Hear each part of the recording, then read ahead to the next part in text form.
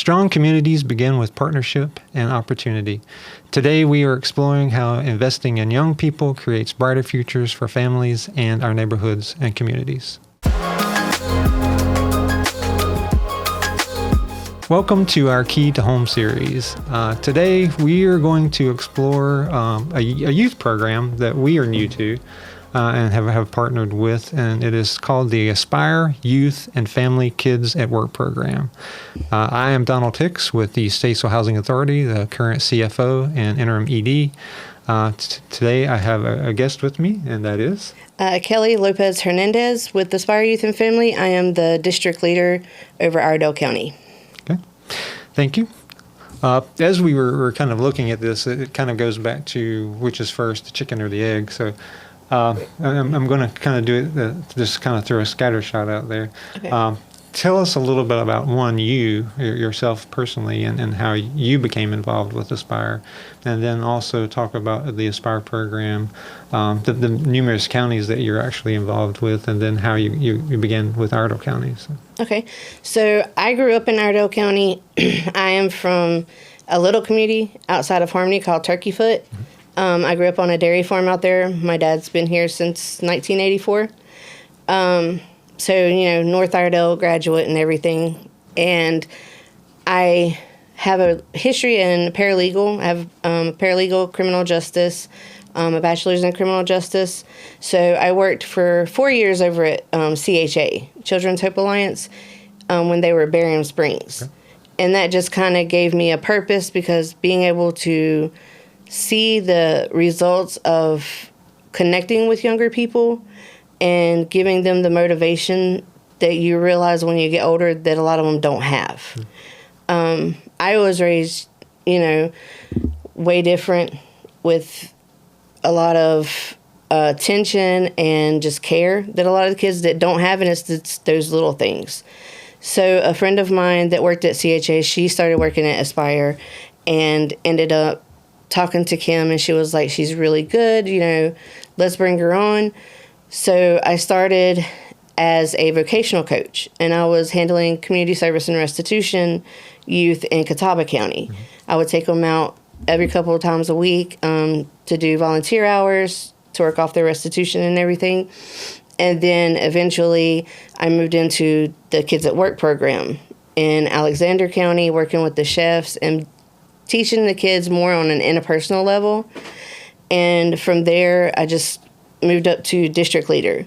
And so now I'm over 5 counties. Okay. And I'm over Alexander, Iredell, Davie, Davidson, and Forsyth County. Okay. And run 6 programs. Okay. So are those the main 5 counties you're in, or are you in other counties as well? Those are the main 5 that I'm in. Okay. Aspire as a whole is in 22 counties. Wow. Here across in western Piedmont and central North Carolina. So there's a total of 5 district leaders. Okay. Yep. So you basically use the same program for each district and in each site, or are some of the sites a little bit different? Some of them are a little bit different. So like in Alexander and Iredell County, we only have Kids at Work, which is our interpersonal and culinary arts program. In Davie County, we have the Kids at Work, and then we have the what we call vocational directions, which is community service and restitution.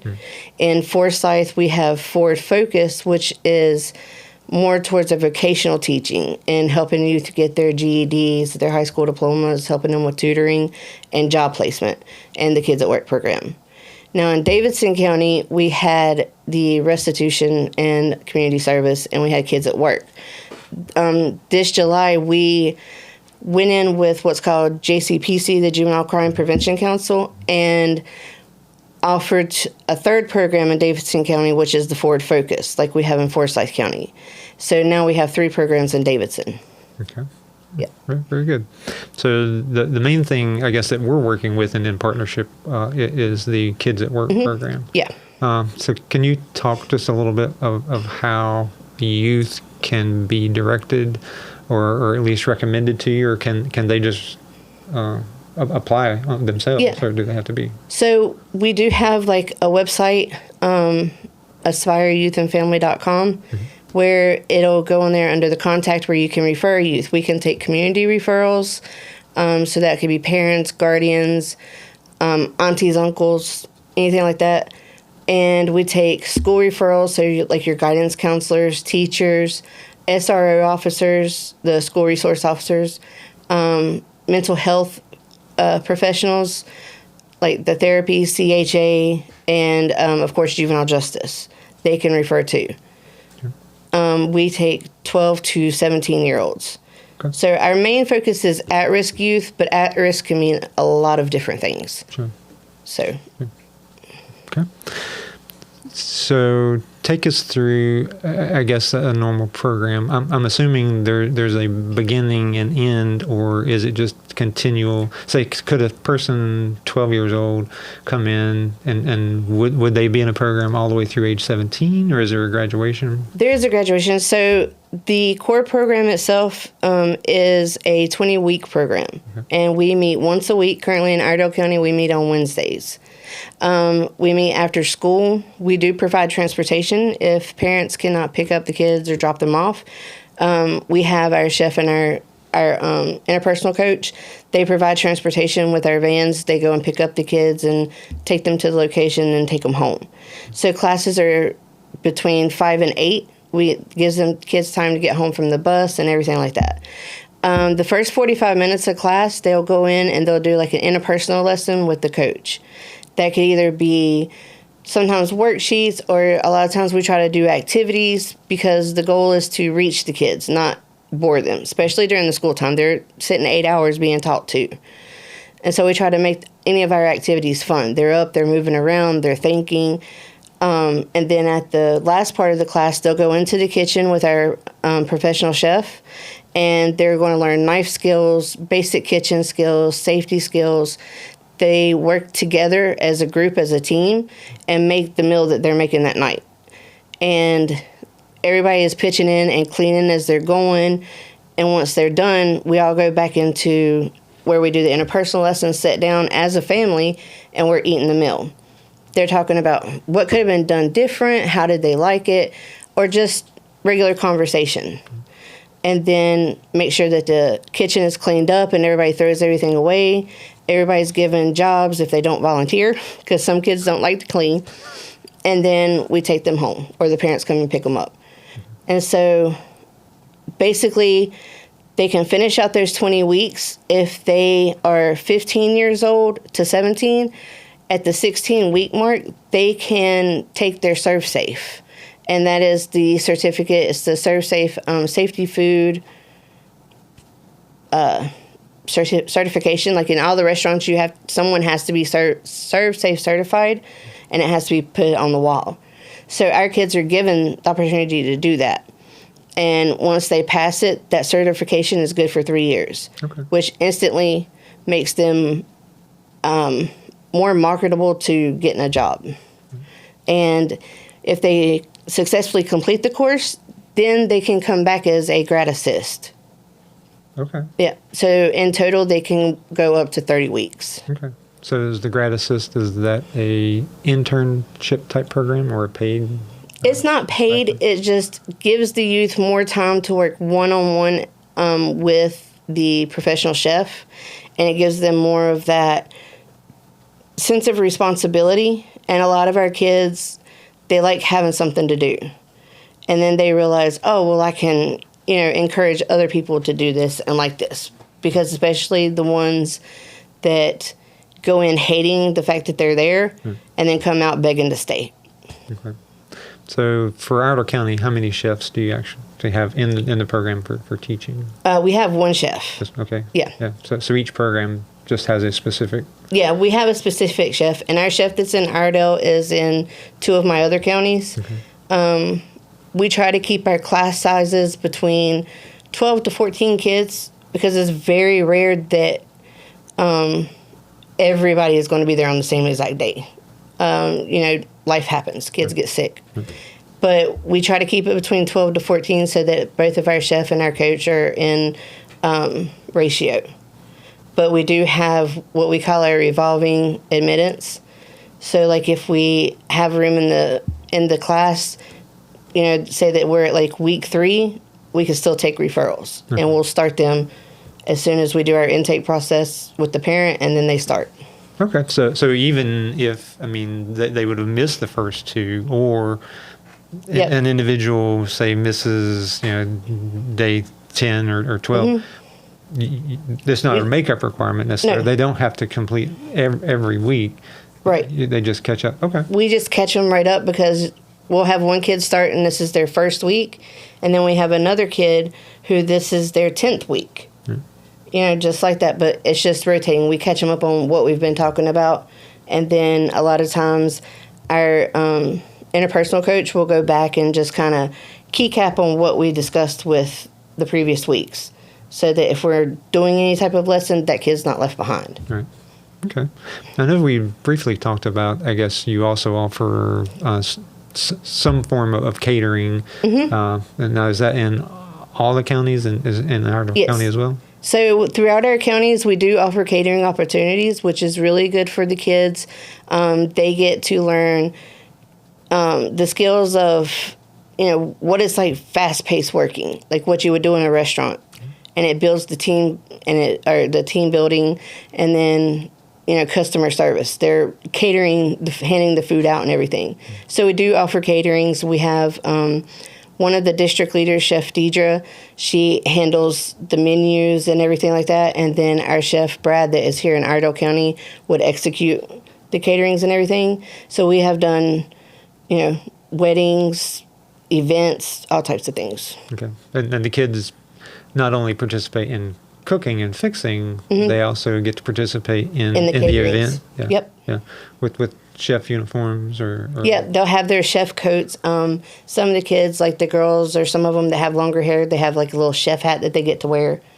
So they get to dress up to the nines. Very good. So how do you recruit those chefs? I mean, I guess sometimes you don't think, a chef's going to be busy. So what's the hook to get them to come in and help life skills for you? So a lot of times it'll be, when I'm out in the community, like I have a badge that I'll wear a lot of times.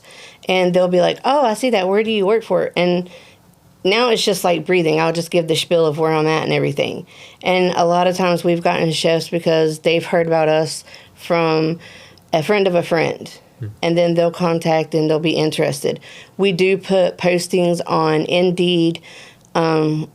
We've done some hiring events because, it's revolving.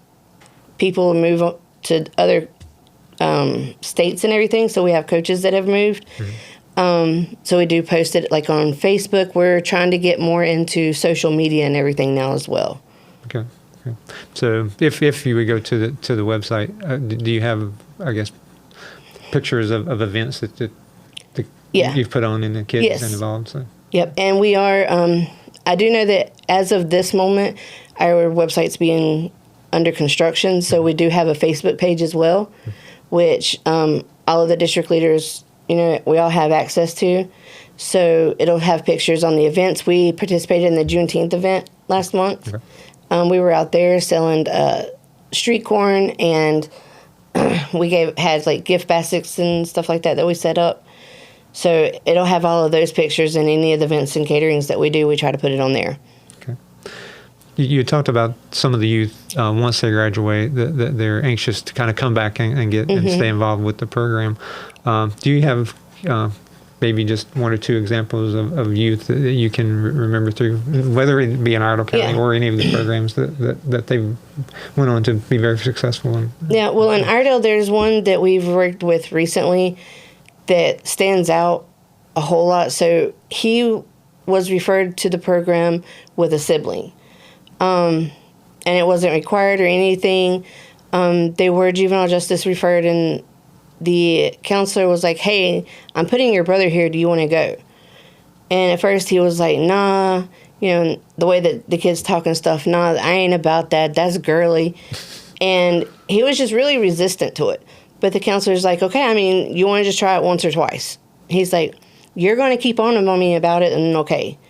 So he ended up coming, and I will say, like, the first 3 to 4 classes, I was like, man, this kid, Like trying to talk to him and get him to talk was like pulling teeth from a rhino. Like he was just not.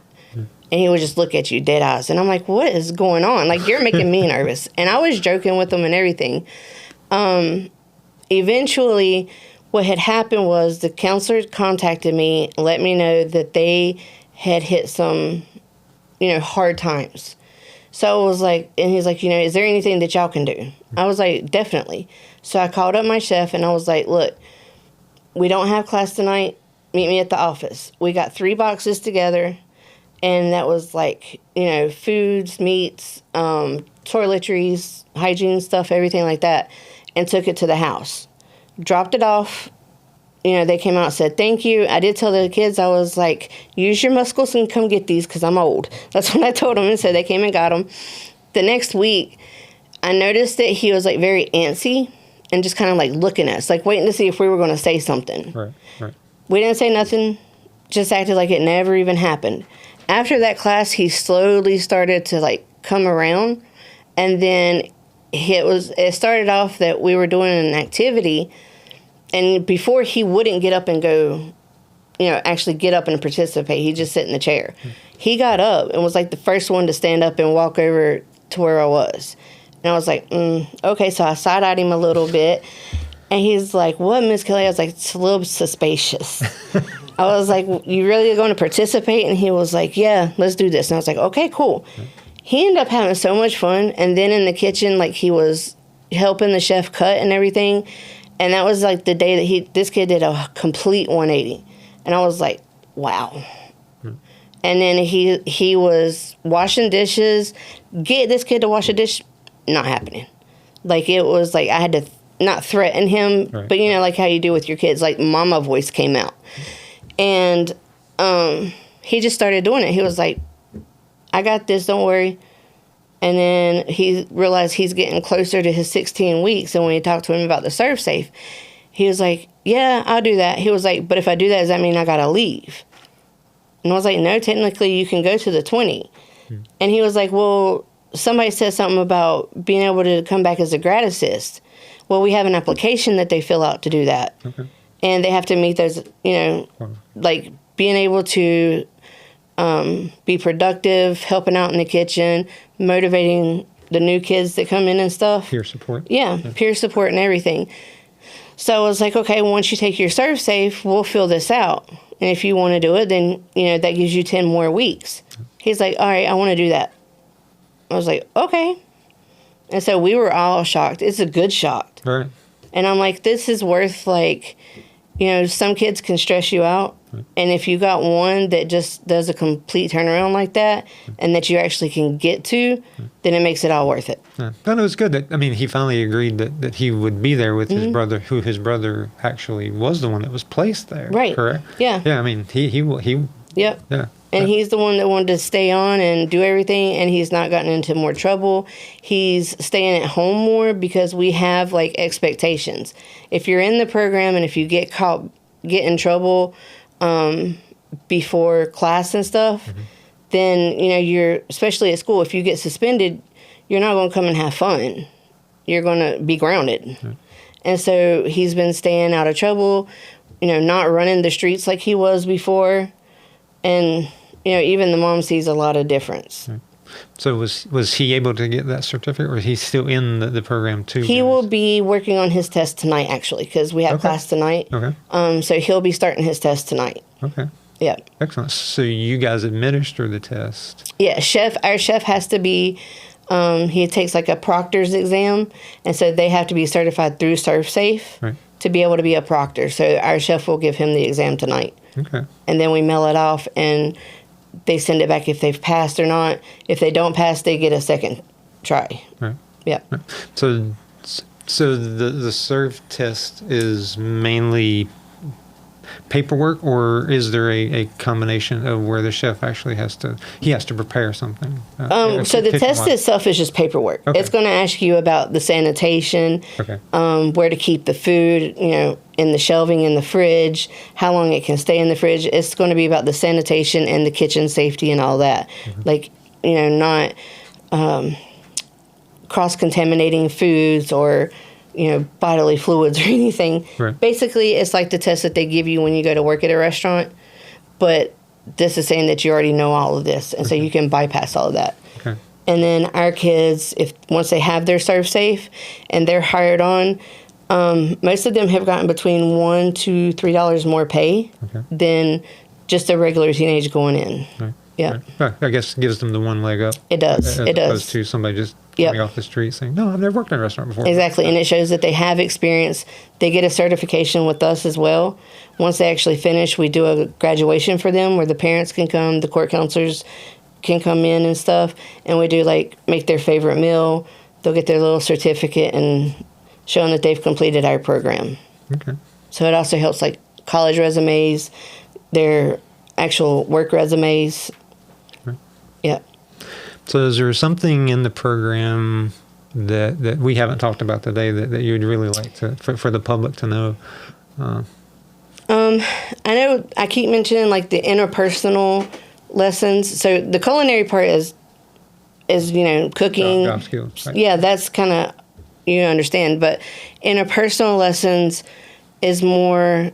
We're not just like telling them what they learn at school. Mm-hmm. With the interpersonals, we're going over what we use a Say It Straight program, and then this year because of the ratings and just statistics and everything, we implemented a drug abuse and drug facts into our curriculum as well, and dealing with family conflict. So we are using activities like different ways to teach to the kids without them actually understanding that they're learning, kind of like a reverse psychology with them. They learn how to control their emotions. They learn how to handle conflict. Instead of fighting, they're either going to talk it out or they just walk away, and how to let that stuff go. With family conflict, they're understanding what their power is as a teenager, what they can and can't control. And they're also learning budgeting tips, so we teach them life skills as well. Okay. Our older kids, if they're wanting to start working, we're teaching them how to fill out a job application, how to fill out that W-2 that you have to fill out, how to fill out, or the W-4, all of the paperwork, how to fill that out, what you can put on your resume now. Even if you've not worked, you still make a resume and tell them what your skills are. And so we're teaching all of that. And then we, if the kids are needing that extra step, we will help them to fill out their application, help them turn it in, give them mock interviews to prepare for interviewing, make sure that they know how to dress, how to talk, all of that. Okay. So it's a lot of a mentorship program as well. Right. That's actually very good. Let's do a lightning round question. Oh, goodness. Okay.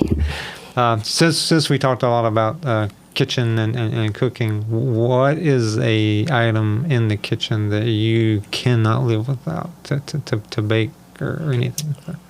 Cannot live without? Yeah. Frying pan. Okay. Oh, to bake. Right. Well, it doesn't matter. Just anything in the kitchen that you... Me personally, would be the frying pan and the tongs. Okay. Yeah, because if that grease starts popping, I'm going to reach out with the tongs. Yeah. Now, whenever our first, someone else actually creates our interview questions, so I was looking at it, I was like, it's very interesting because for me, it would be my pineapple core, slicer, and peeler. I eat 2 pineapples a week, so I could not live without that tool because it makes life so much simpler. I can imagine that. I still do it the old way and sit there and peel it. No. If you're eating 2 a week, it's like the very first one I cut, I'm like, there's got to be a better way. Yeah. So for past 7-8 years, that tool has been a lifeline. Oh yeah, that would be great. Pineapple. Yeah. Okay. I appreciate you coming in today. Yes, thank talk you. a little bit, I guess, because we've actually formed a partnership. Right. You've moved into a new location, I guess, a week now, almost a week. It's it been was last week. About a week and a half, It yeah. has been, yeah, 2 weeks. So, we are glad to welcome you to the program. We were introduced to the program actually. I think he must mentor or work Yes, with you guys. TJ is our community coordinator and also one of our coaches. Okay, yeah. For people who don't know, TJ used to be an employee with the Housing Authority, still actually lives with the Housing Authority, and that's he realized that was something that was really along the veins of what the Housing Authority and the nonprofit work with is youth and developing programs. And so I know we've met a couple of times, and we really felt like the program would work well in our community. And then also we are going to, as a side note, kind of use the program with our Levitt Statesville Music Family Series, music series. We have to provide meals for the artist, and then also on September the 19th, Saturday, we have kind of a day of art here in Statesville that we're going to work with the Downtown Statesville Development Corporation and their art crawl. And be a dedication to our new sculpture on the property. And then also we have the concert there, but that's going to be a fun time. We're still working with you guys to determine the fundraiser. Aspire Youth and the chef will prepare the meal, and it will be a donation based. It'll be free meal, but you can make the donation, and the donation will go to the Aspire program and all the good works that we hope and plan to see come for the future years. So. Yes, same. Yeah. We do too. Very good. We want to thank everybody for tuning in today. Be sure to like and share, and of course subscribe to all of our media. We have Facebook, Instagram, and YouTube channel now. I think we are being pressured a little bit to get a TikTok, so that way we can do some viral videos, especially with the music series that's going on. But Kelly, we appreciate you coming in and explaining the program and talking. So, yes. Yeah. Thank you all.